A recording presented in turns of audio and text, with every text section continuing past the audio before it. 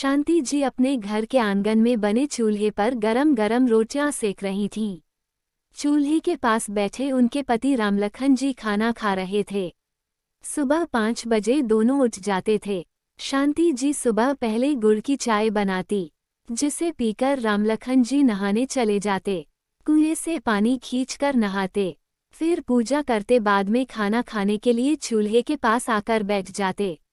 आज भी रामलखन जी खाना खा रहे थे। कुछ ही देर में उनकी 8 साल की बेटी पारो आंखें मनती हुई मां के पास आकर बैठ गई। रामलखन, अरे भाग्यवान, इसे भी जल्दी उठना सिखा, कल दूसरे घर जाएगी तो कैसे निभेगी। शांति जी, अभी तो बहुत छोटी है, धीरे धीरे सब सीख जाएगी। तभी पारो ने अपनी मां को कुछ इशारा किया। उसकी ओर हाँ में सिर हिलाते हुए शांति जी ने कहा, शांति जी, सुनो जी, पारो पढ़ने की जिद कर रही है। आप कहो मैं इसका स्कूल में नाम लिखा आऊं।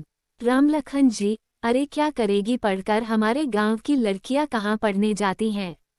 2-3 साल फसल अच्छी हो जाए तो इसके हाथ पीले कर दूं। तू भी उसी की तैयारी में जुट जा। पारो, नहीं बापू, मुझे तो पढ़ना है। शांति जी, अरे जब करनी हो शादी तब कर देना, अभी तो जाने दो, स्कूल में अपना नाम लिखना सीख जाएगी तो हमारी तरह हर जगह अंगूठा तो नहीं लगाना पड़ेगा। रामलखन जी, बात तो तेरी सही है, चल कल से चली जाना स्कूल। अगले दिन पारो का दाखिला स्कूल में हो गया। पारो स्कूल जाने लगी। 2 दिन बाद रामलखन जी के एक पड़ोसी उनके घर आए और बोले, पड़ोसी, रामलखन भाई क्या गजब कर रहे हो, लड़की को पढ़ने भेज दिया। पैसे वाले लोगों बच्चे पढ़ने जाए तो कोई फर्क नहीं पड़ता, लेकिन गरीब की लड़की स्कूल जाकर पढ़ेगी तो उसकी शादी भी नहीं होगी। रामलखन जी, अरे भाई मैं तो यही समझा रहा था, लेकिन मेरी घरवाली नहीं मानी। हम उसे बस उतना ही पढ़ा रहे हैं कि वो केवल अपना नाम लिखना सीख जाए। पड़ोसी, ठीक है भाई, तुम्हारी मर्जी। समय बीत रहा था। पारो को स्कूल जाते जाते 1 साल बीत गया था। वो पढ़ने में होशियार थी। जब स्कूल का रिजल्ट आया तो उसके माता पिता स्कूल पहुंचे। वहां उसकी अध्यापिका ने उसकी बहुत तारीफ की, उसे इनाम भी दिया क्योंकि वह पूरे स्कूल में पहले नंबर पर आई थी। शांति जी इससे बहुत खुश हो गईं, लेकिन रामलखन को ये सब अच्छा नहीं लगा। उसे तो चिंता थी कि उसकी बेटी से कौन शादी करेगा। पारो दिन रात पढ़ाई में लगी रहती थी। इसी तरह कई साल बीत गए। एक दिन रामलखन ने घर पर बताया, रामलखन जी सुन भाग्यवान, मुझे किसी ने बताया है कि पड़ोस के गांव में एक लड़का है, बहुत सुंदर है, घर की खेती है। मैं सोच रहा था अपनी पारो के लिए बात चलाकर देखता हूँ। शांति जी, देखो जी, अभी बिचाई पड़ रही है, शादी की जल्दी मत करो।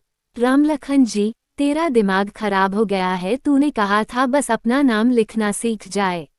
शांति जी, जी मैं मानती हूँ मैंने कहा था, लेकिन तब मुझे कहाँ पता था कि हमारी बेटी इतनी पढ़ाई करेगी कि पूरे स्कूल में पहले नंबर पर आएगी। पिछले 4 साल से लगातार पहले नंबर पर आ रही है।